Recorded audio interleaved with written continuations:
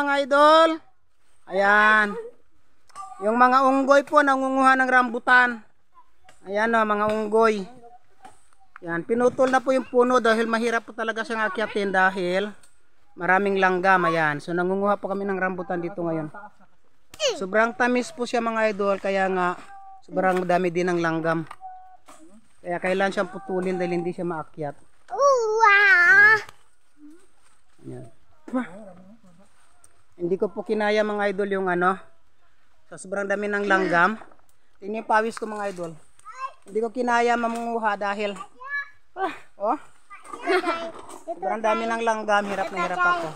Ito tayo nasusugat ka. Opo, nagganda sugat-sugat po yung aking katawan. Sobrang daming langgam po mga idol.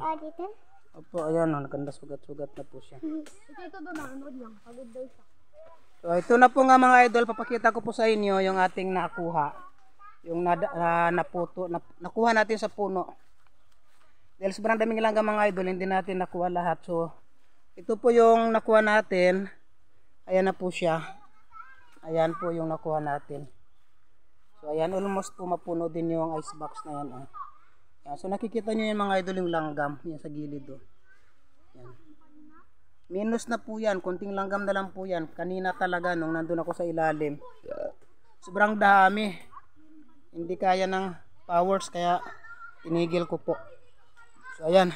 Kain tayo ng rambutan mga idol. Ayan o, ayan. Ayan. So bye bye na muna mga idol. Thank you, thank you. Mainggit lang kayo dyan. Manood lang kayo. Kakain kami ng rambutan.